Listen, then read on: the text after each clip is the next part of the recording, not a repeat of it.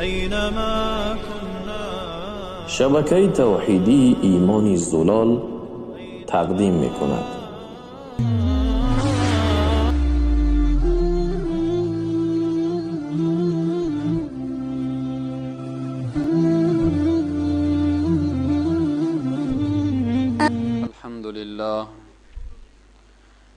الحمد لله رب العالمين، والصلاة والسلام على رسوله محمد وعلى آله وأصحابه أجمعين. قال الله تبارك وتعالى في القرآن العظيم: فأعوذ بالله من الشيطان الرجيم. إنما المؤمنون الذين إذا ذكر الله وجلت قلوبهم وإذا تليت عليهم آياته زادتهم إيمانا وعلى ربهم يتوكلون.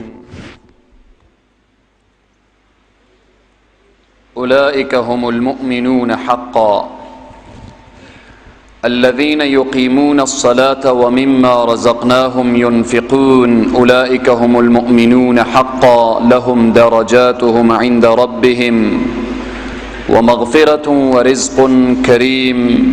صدق الله العظيم. عن أبي أمامة رضي الله تعالى عنه قال قال رسول الله صلى الله عليه وسلم: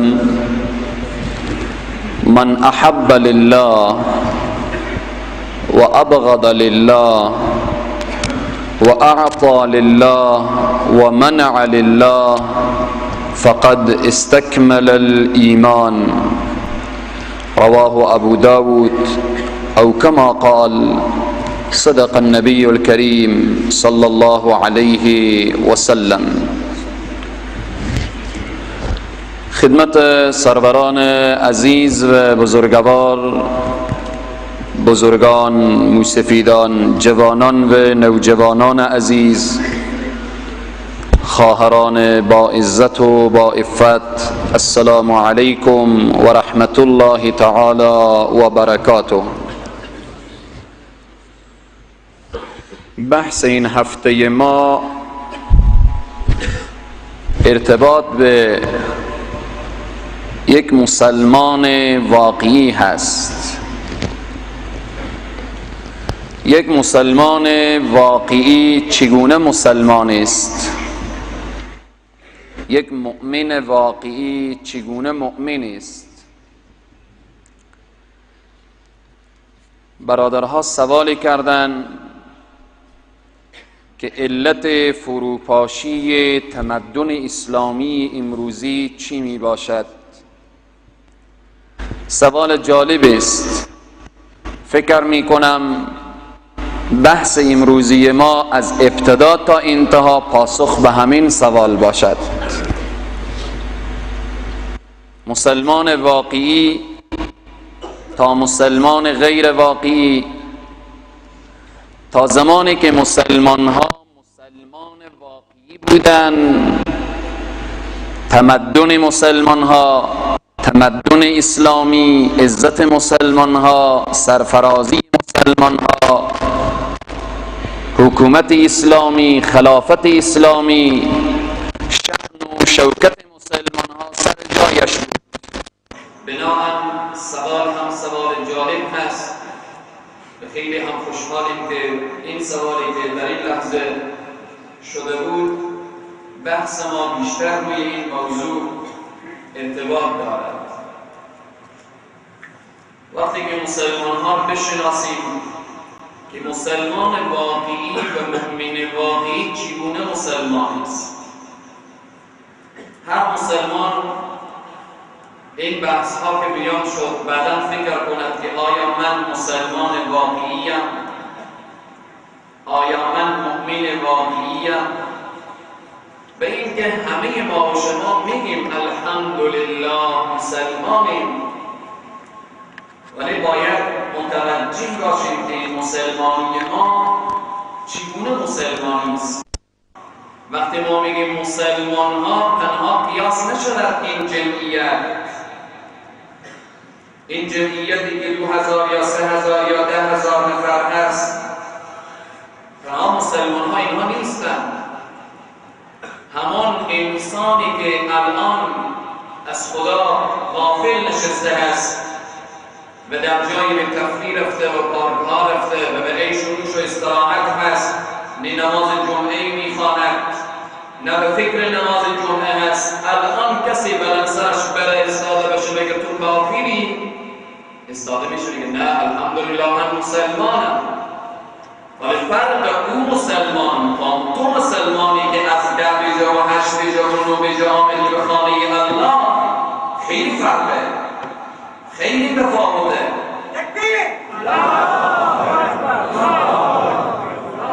بنابراین ما در روی زمین مسلمان‌های داریم، مسلمان سودخور، مسلمان قمارباز، مسلمان نعوذ بالله زناکار، مسلمان بی‌حجاب، مسلمانی که خلاصه دستش به ظلم و به خون مسلمان ها آلوده هست، یعنی مسلمان ظالم، مسلمان آدمکش. آیا این مسلمان واقعی هست؟ آیا کسی که دزدی کنه، زنا کنه، بی‌حجابی کنه، شراب بنوشه، انسانها را به ناحق بکشه و ظلم و ستم داشته باشه، آیا این مسلمان واقعی هست؟ باید ما یک مسلمان واقعی را بشناسیم. میگه اسلام به ذات خود ندارد هیچ عیبی، هر عیبی که هست در مسلمانی ماست. بنابراین باید یک مسلمان واقعی را بشناسیم و نگاه کنیم که ما چند فیصد مسلمانیم، چند فیصد مؤمن کامل هستیم و چند فیصد مسلمان سوچه، مسلمان خدایی و قرآنی هستیم. بناهن پس این انسان ها، یعنی انسان شرابخوار، انسان دزد، قطاع الطریق، زناکار، انسان ظالم، انسان آدمکش، اگر این اعمال را انجام بدهد و برای خود حلال بشمارد، یعنی بگوید این اعمال زشتی که من انجام میدم اینها حلال هست، یعنی آدم کشتن حلال هست، شراب نوشیدن نعوذ بالله حلال هست، اگر اینها را حلال دانست از دایره اسلام جداست، این مسلمان نیست. اما اگر اینها را انجام داد و حلال ندانست، شراب خورد گفت حرام، کار حرامی را انجام دادم، قمار زد گفت کار حرامی، بی‌حجابی کرد گفت کار زشتی، این انسان هم مسلمان هست ولی مسلمان واقعی و حقیقی نیست. این مسلمان است که در مسلمانی از این اشکال هست، ضعف هست، سستی هست. بناهن ارتباط به مسلمان واقعی، مسلمانی انواع دارد. یک مسلمان حقوقی هست، یک مسلمان حقیقی هست، یک مسلمان جزئی هست، یک مسلمان کلی هست. حالا انسان خودش فکر کند که من مسلمان حقیقی ام یا مسلمان حقوقی. بناهن این خیلی مهم است، خیلی مسئله مهم است. مسلمان حقیقی و مسلمان حقوقی. مسلمان حقوقی کسی هست که همیشه برنامهش برنامه حقوق هست. چگونه؟ شخص زنا نمی کند به خاطر که می ترسد مبادا بین جامعه آبروی من برود. شخص شراب نمی نوشد مبادا کسی ببیند و آبروی من بین جامعه خدشه‌دار شود. شخص دزدی نمی کند مبادا به چنگال قانون و حقوق گرفتار شوم. خلاصه فلان گناه و فلان گناه را انجام نمیدهد که مبادا مرا به محبس بیندازند و از من تحقیقات شود، دست من قطع شود، تازیانه بخورم، خلاصه عذاب بیاید روی من، عذاب دنیا. بحث حقوقی، این مسلمان را میگن مسلمان حقوقی. اما مسلمان حقیقی میگم من زنا نمی کنم به خاطر که الله فرموده ولا تقربوا الزنا. زنا برایش آماده هست، فسق و فجور برایش آماده هست، ولی میگه من از خدا میترسم. یک خواهر مسلمان با حجاب اسلامی زندگی میکند به خاطر که حجاب فرمان الله است، نه اینکه از برادر ترسید حجاب را گرفت. اگر خلاصه از چنگال قانون ترسید حجاب را رعایت کرد، این حجابش حجاب حقیقی و مسلمانی حقیقی نیست، بلکه این حجاب و این مسلمانی حقوقی هست. بناهن پس یک زن مسلمان، یک دختر مسلمان حجاب را میگیرد، میگوید الله فرمان داده که ای دختر مسلمان، ای زن مسلمان، ای کسی که تو در دایره اسلام و مکتب اسلام داخل شدی، حجاب را رعایت کن. زن مسلمان به خاطر ترس از الله حجاب را میگیرد. جامعه ما خیلی مشکل هست. بسیاری جاها میبینیم زنها بی حجاب نشسته هستند در حالت خنده و مزاح و اینها. وقتی پدر را ببینن حجاب میپوشن، برادر را ببینن حجاب میگیرن. داخل محفل عروسی زن بی حجابه، به مجردی که شوهر را میبینه حجاب خود را، سر خود را میپوشانه، آستین خود را میپوشانه و بعد برای خواهر خود و برای یکی از اعضای فامیل توصیه میکنه که فلانی، نه که باز به خانه بگی که فلانی بی حجابی کرد داخل عروسی، گزارش بی حجابی مرا به شوهرم میگه ندهید، به برادرم ندهید، به پدرم ندهید. این پدر و برادر و این شوهر فرمان حجاب را ندادن، الله فرمان حجاب را داده. پس زنی که از ترس الله حجاب بگیره، این مسلمان حقیقی هست. از ترس شوهر و برادر و خلاصه پدر حجاب بگیره، این مسلمانی حقوقی هست. بناهن مسلمانی جزئی چگونه هست؟ بعضی انسان ها مسلمانی جزئی هستند. یک مسلمان جزئی باید نباشه. یعنی چی؟ با جزئی از اسلام باور داشته باشه و عمل داشته باشه. انسانی که یکی از احکام اسلامی را بپذیرد و یکی از احکام اسلامی را نپذیرد، این را میگن مسلمان جزئی. مسلمان جزئی کسیه که یکی از احکام اسلامی را قبول داشته باشه.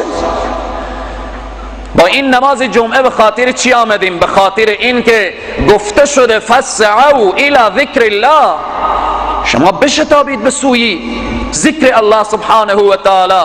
اذا نودی للصلاة من یوم الجمعه فسعوا. شما با این آیه قرآن عمل کردید، اما لحظه که ندای حی علی الجهاد داده میشه، مسلمان نباید سستی کنه، مسلمان نباید غفلت کنه، مسلمان نباید در این امر پروردگار عالم دلیل بیاره، چون و چرا بیاره. همین اللهی که نماز فرض کرده، بعضی موقعی برای مسلمان ها جهاد فرض میکنه، بعضی موقعی برای مسلمان حدود، قصاص اینها را مطرح میکنه.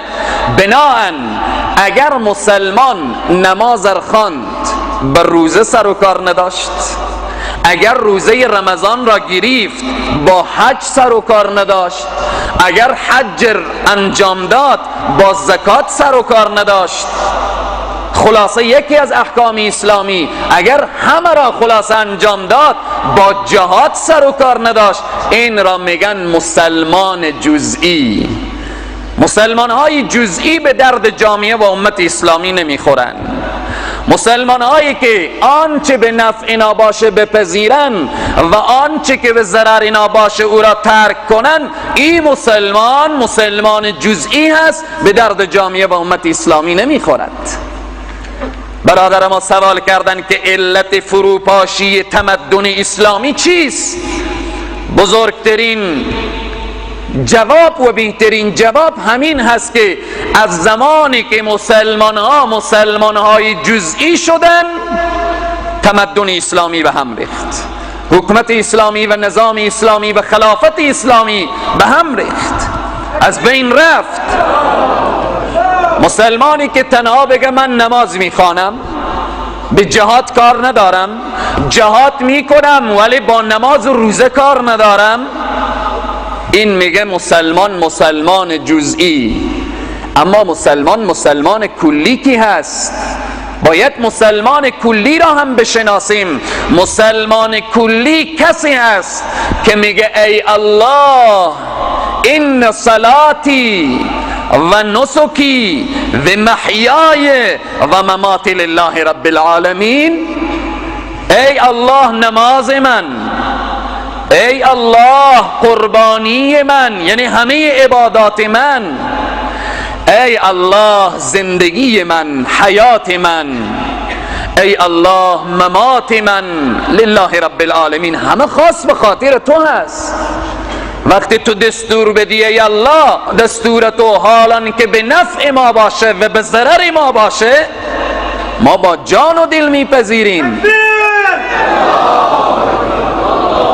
این را میگن مسلمان کلی، یعنی با تمام احکام اسلامی ایمان داره، با تمام احکام اسلامی پایبند هست.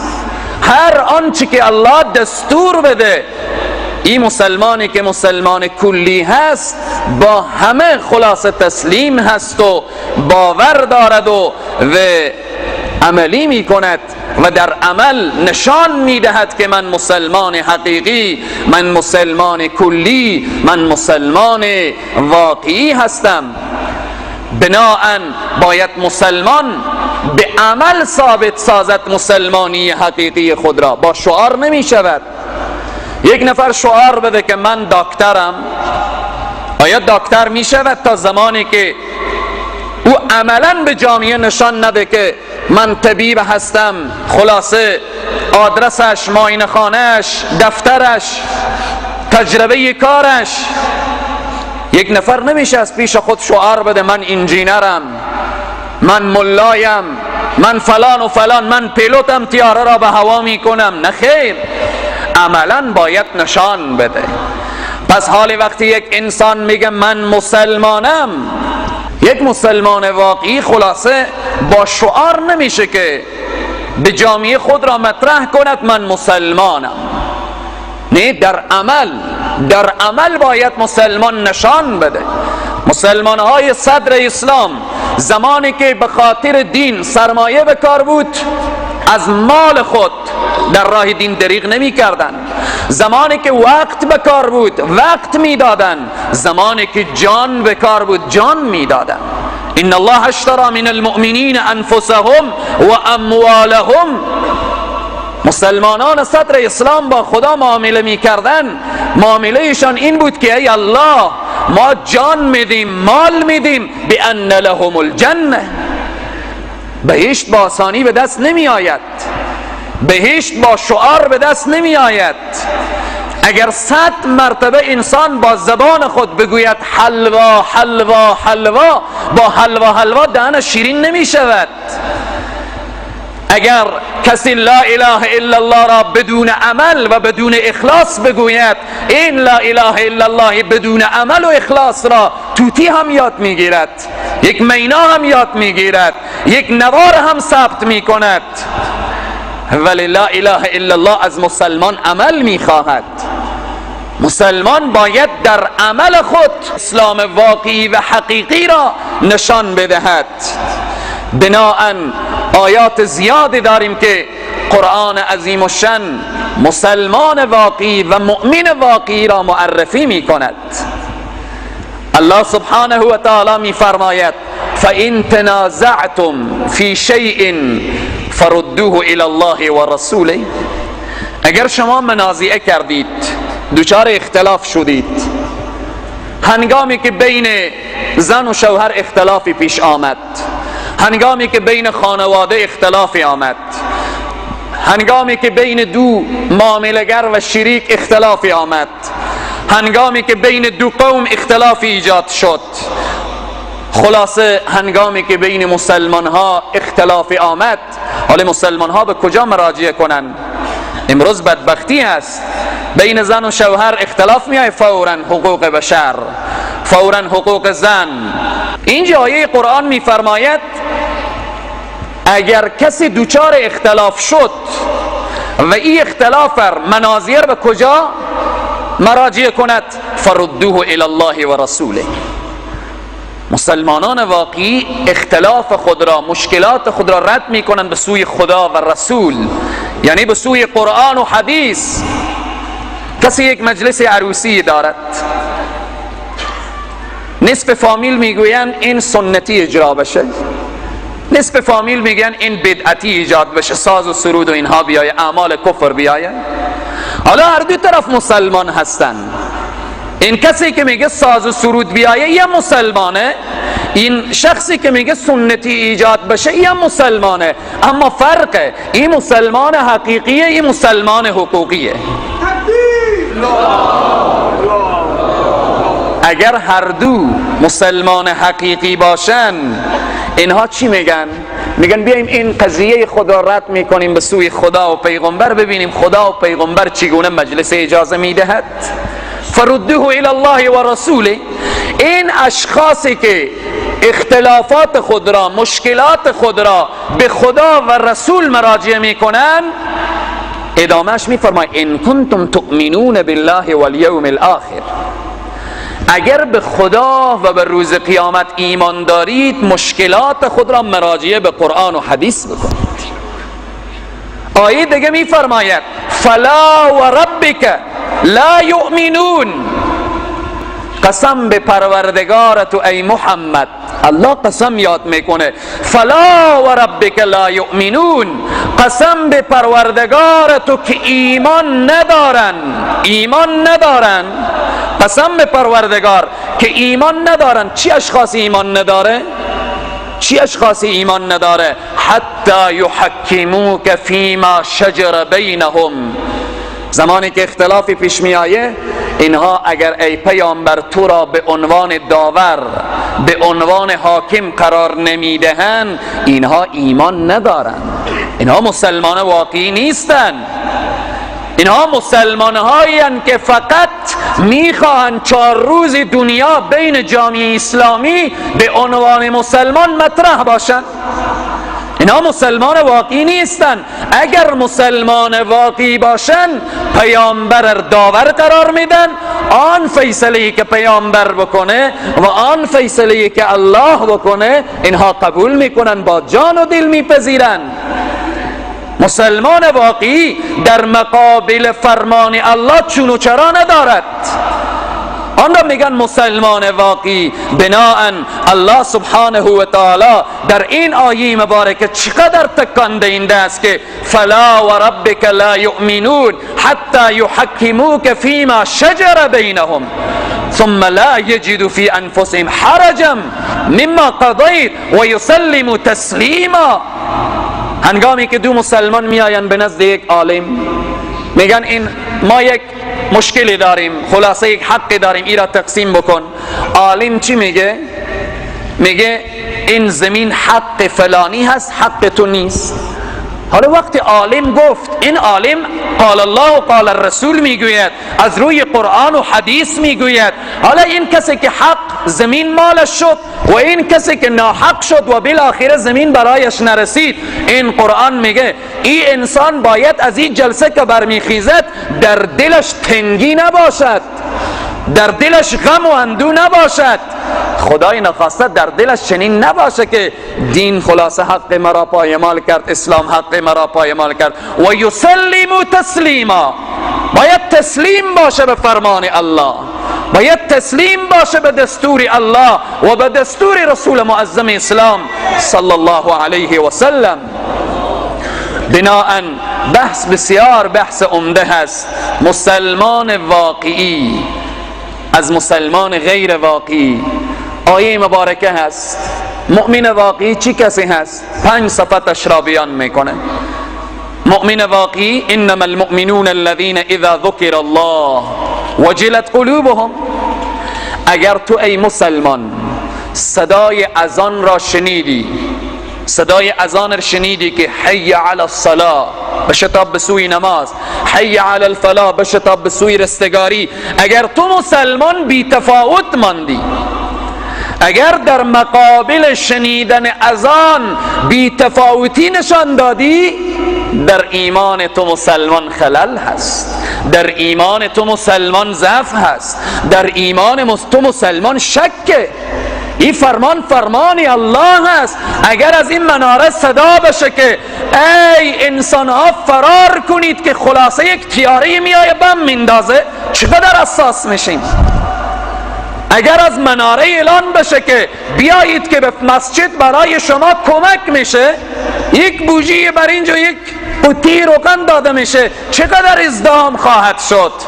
به خاطر ترس از جان خود این را زود میشنویم، به خاطر خلاصه لقمه نانی که به دست آمده زود به مسجد میرسیم. از این که الله صدا میکنه بیاییم به سوی رستگاری، اگر آمدید بهشت جای تو و اگر نیامدی جهنم، بهشت رها میکنیم، از جهنم نمیترسیم. پس بزرگان میفرمایند که وقتی که ندای الله اکبر و اذان را انسان شنید و او انسان در مقابل صدای اذان بی تفاوت ماند و بی تفاوتی نشان داد، در ایمان این مسلمان خلل هست، ضعف هست. چند نکته به این آیه مبارکه 5 صفت بیان میشه. مسلمان واقعی، مؤمن واقعی داخل این آیه برای ما معرفی می شود. اول این هست، اول اینه که دل مؤمن با یاد خدا خشیت پیدا میکنه. هنگامی که انسان به یاد خدا باشه و یا اینکه یاد خدا را بشنود، چی خودش ذکر کنه و چی ذکر را بشنوه، خشیت الهی در دلش پیدا می شود. وجلت قلوبهم. خشیت الهی خیلی مهم است. انما یخشى الله من عباده العلماء. این امتیاز از آن علمای ربانی است که میگه علما خشیت الهی را در دل دارن و از الله میترسن. ولی هر انسان مؤمن زمانی که یاد خدا را شنید، چه کار میشود؟ دل مؤمن با یاد خدا خشیت پیدا میکند. وجلت قلوبهم. دوم، با تلاوت قرآن بر ایمانش افزوده میشود. مؤمن واقعی وقت قرآن را بشنوه دلش تازه میشود و بر ایمانش افزوده میشود. کلام معشوق هست، کلام رب العالمین را میشنود، صدای دلنواز قرآن را میشنود، دلش تازه میشود. این صفت دوم انسان مؤمن واقعی. سوم، نماز برپا می‌دارد. قرآن می‌فرماید یقیمون الصلاة، ادامه همین آیه هست. سوم، با الله توکل می‌کند انسان مؤمن واقعی. چهارم، به فقرا کمک می‌کند و مما رزقناهم ينفقون. پنجم، این که هنگامی که دستور الله را میشنود با جان و دل میپذیرد و قبول میکند. این آیه مبارکه هست انما المؤمنون الذين اذا ذكر الله وجلت قلوبهم واذا تليت عليهم آياته زادتهم ایمانا وعلى ربهم يتوكلون الذين يقيمون الصلاة ومما رزقناهم ينفقون. این آیه بیان شد 5 صفت از مؤمنین. خدای تبارک و تعالی میگه اولئک هم المؤمنون حقا. اینهایی که دارای این 5 صفتن، اینها مؤمنین واقعی هستند. اینا مؤمنینی هستند که راه فلاح و رستگاری را انتخاب کردن، بهشت را انتخاب کردن و ما هم میفرماید بهشت را برایشان آماده کردیم. اولئک هم المؤمنون حقا لهم درجاتهم عند ربهم. این مؤمنین واقعی درجات عالی به نزد الله دارن. این مؤمنین واقعی لهم درجات عند ربهم و مغفرت، الله میگه ما اینها را آمرزیدیم، بخشیدیم. لهم مغفرت و رزق کریم، و در بهشت برای آنها رزق فراوان دادیم، روزی فراوان دادیم. پس این مؤمن واقعی هست.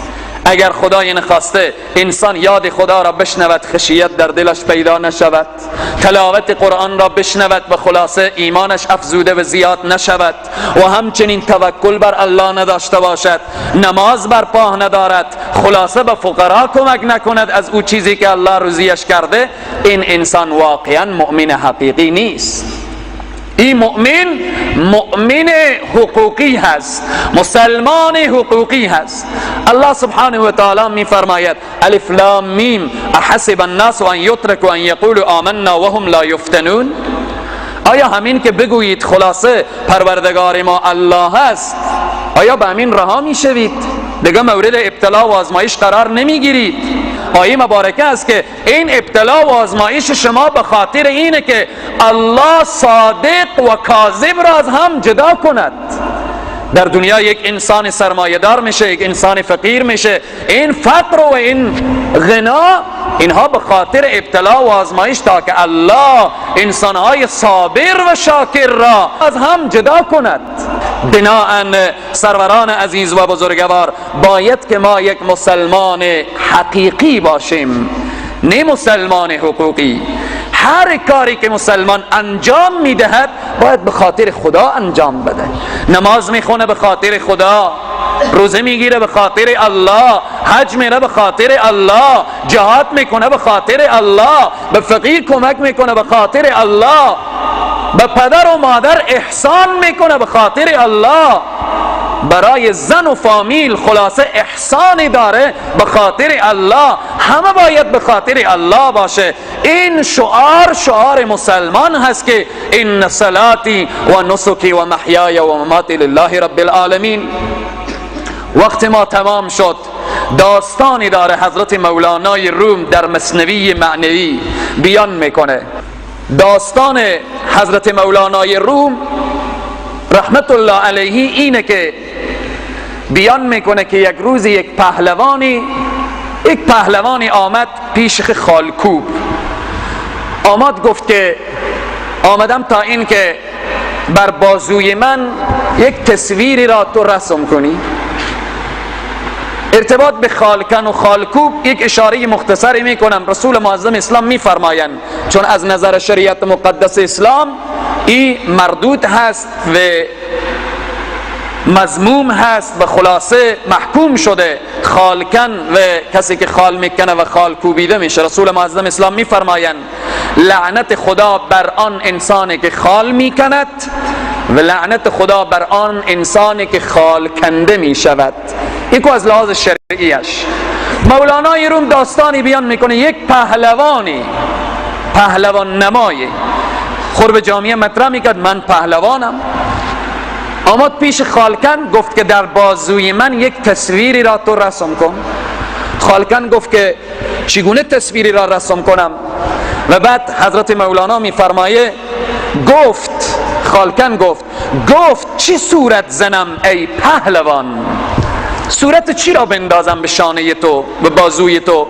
گفت برزن صورت شیری ژیان، عکس یک شیر بسیار قوی را به شانه من رسم کن. طالعم شیر است، نقش شیر زن. گفت من همیشه که شیروار در دنیا زندگی میکنم، عکس یک شیر را هم در بازوی من بنداز.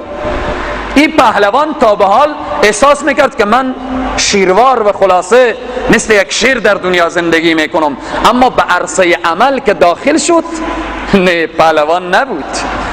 طالعم شیر است، نقش شیر زن، جد کن رنگ کبودی سیر زن.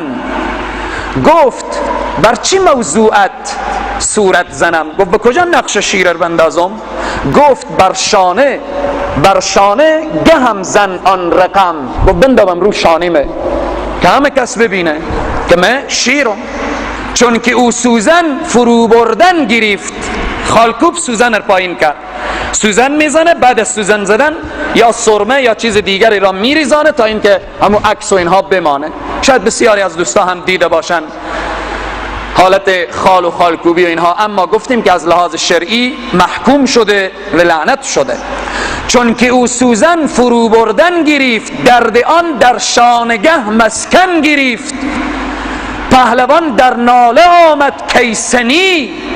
سنی یعنی بلند مرتبه. یک جیغ زد این پهلوان بود دیگه، احساس میکرد که من پهلوانم.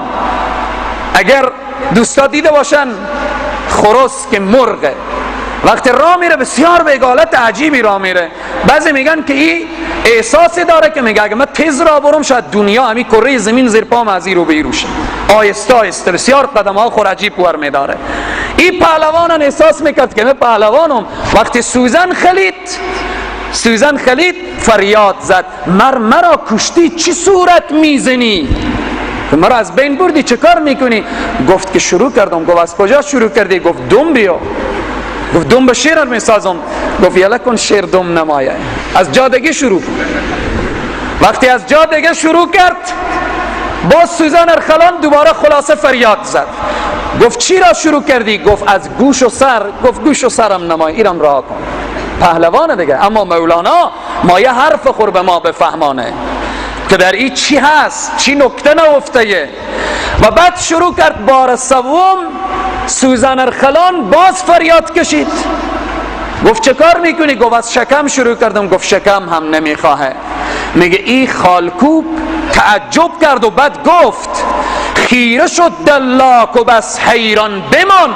دلاک یعنی خالکوب. حیران شد تا به دیر انگشت در دندان بمان. دست خور بالاخره با انگشت گذاشت، متحیر شد که چی رقم پهلوانیه، چگونه شمشیر باز میزنه، چگونه نیزر طاقت میکنه که حال سر سوزن طاقت نداره. و بعد گفت این خالکوب بر زمین زد سوزن از خشم او ستاد. گفت در عالم کسی را این فتاد. شیر بی دم و سر و اشکم کی دید؟ شیری که نه دم داشته باشه، نه سر و گوش داشته باشه، نه شکم داشته باشه، چنین شیری کی دیده؟ این چنین شیری خدا خود نافرید. چنین شیر خدا هم نیافریده. و بعد میگه ای مسلمان، ای برادر صبر کن بر درد نیش. ای برادر صبر کن بر درد نیش، تا رهی از نیش نفس گبر خیش، تا نجات پیدا کنی از این چنگال نفس اماره بیسو. صبر کن، تحمل کن. شراب میایه ننوش، قمار میایه نزن، زنا میایه دور شو، حرام میایه خود را دور کن، دست خود را از ظلم بکش، دست خود را از خون ناحق بیرون کن. این را میگه. بعد ادامه مولانا بیان میکنه، میگه انسان مسلمانی که آلوده به شراب و به قمار و به زنا و به ظلم و به فساد باشه، اسلام عظیم مثل همین شیر بی دم و بی سر و بی شکم است. این مسلمان فقط نامش شده مسلمان، مثل این پهلوان که نامش بوده پهلوان اما طاقت سر سوزن را هم نداشت.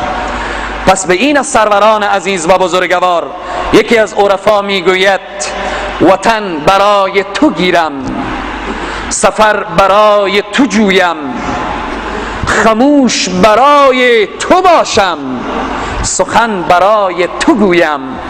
میگه ای الله اگر جای میرم به خاطر تو میرم، ای الله اگر به سفر میرم، اگر به حالت مقیمم، همه به خاطر تو هست. ای الله اگر سخن میگم به خاطر تو، ای الله اگر خموش می نشینم به خاطر تو.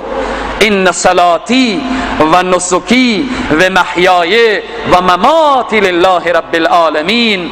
باید نماز مسلمان، روزه مسلمان، عبادت مسلمان، خلاصه حیات و ممات مسلمان لله رب العالمین، همه به خاطر خدا باشد.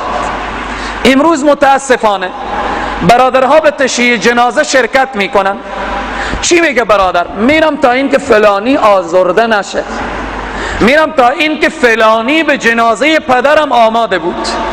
اینا چی حرفه؟ بگو من میرم به جنازه، پیامبر فرموده هر کس به تشییع جنازه مسلمان شرکت کنه، نماز جنازه ادا کنه، الله برایش مزد و ثواب 1 قیراط میدهد، بر سر قبر برم قیراط دیگر میدهند و من میروم تا این که 2 قیراط را بگیرم، چون الله دستور داده. بناهن وقت انسان رفت به جنازه، دوستش هم او را میبینه، رفیقش هم او را میبینه، اما صاحب ثواب هم میشه. تمام اعمال انسان باید خدایی باشه. حرف زدن انسان، دعوت انسان، تبلیغ انسان، نشست انسان، برخاست انسان، خلاصه کسر احترام میکنیم. احادیث زیادی داریم. رسول معظم اسلام میفرمایند مسلمان واقعی چی کسیه؟ المسلم، مسلمان واقعی من سلم المسلمون من لسانه و یده. مسلمان واقعی کسیه که دیگر مسلمان ها از دست و زبانش در امان باشند. این مسلمان واقعی هست. در حدیث دیگر رسول معظم اسلام صلی الله علیه و سلم میفرمایند که ای مسلمان، میخوایی مسلمان واقعی بشی، مؤمن واقعی بشی، پس چه کار بکن؟ این است که در حدیث میفرمایند که حضرت امامه روایت میکند من احب لله، کسی که به خاطر خدا محبت کنه، کسی که به خاطر خدا بغض کنه. هر محبتی که داری بین جامعه به خاطر خدا داشته باش. هر کمکی که به هر طریقی که برای هر کس و برای هر مرجع داری، نگاه بکن که محبت الله در این راستا باشه. و ابغض لله، با هر کس که بغض میکنی به خاطر خدا بغض کن. و اعطا لله، چیزی که میدهی به خاطر خدا بده. و منع لله، به خاطر خدا منع کن. محبت تو به خاطر خدا بود، بغض تو به خاطر خدا بود، چیزی دادن به خاطر خدا بود، منع کردن به خاطر خدا بود، فقط استکمل الایمان، اینجا ایمان کامل میشه.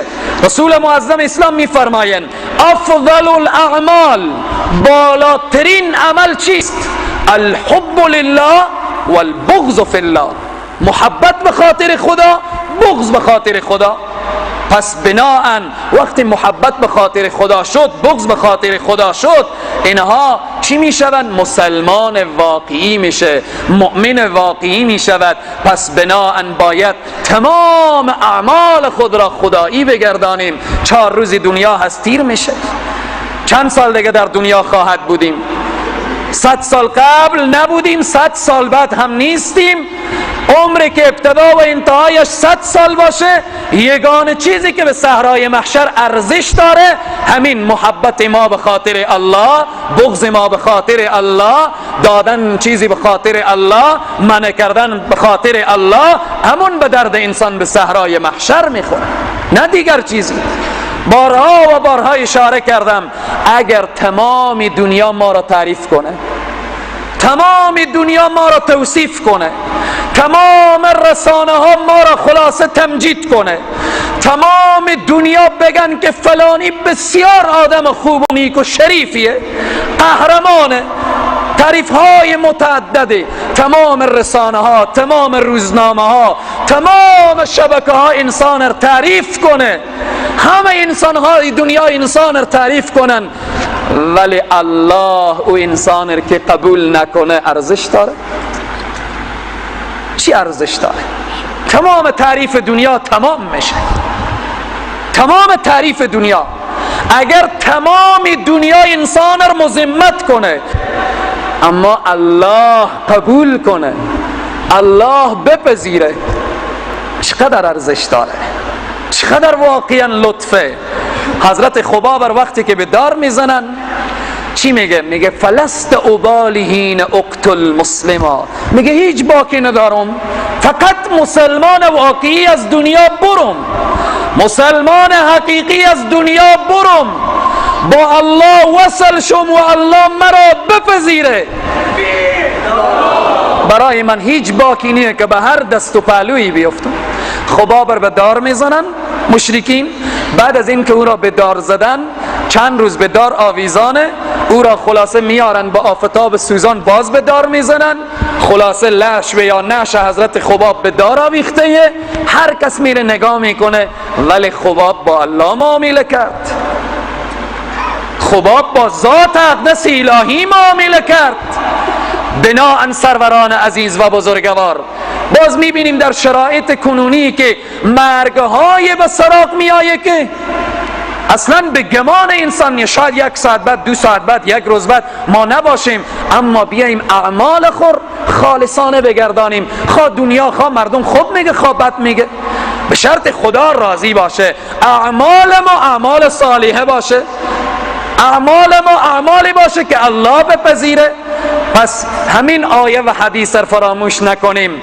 اگر میخواهیم مسلمان واقعی بشیم، این شعار ما باشه که ان صلاتی و نسکی و محیای و مماتی لله رب العالمین. ای الله همه عبادات من، ای الله همه زندگی من، ای الله همه حیات و ممات من خاص به خاطر تو هست، لله رب العالمین. این حدیث را فراموش نکنیم. من احب لله و ابغض لله و اعطى لله و منع لله فقط استکمل الایمان، ایمان کامل میشه. خدای تبارک و تعالی اعمال همه ما و شما را اعمال خالصانه و مخلصانه بگرداند.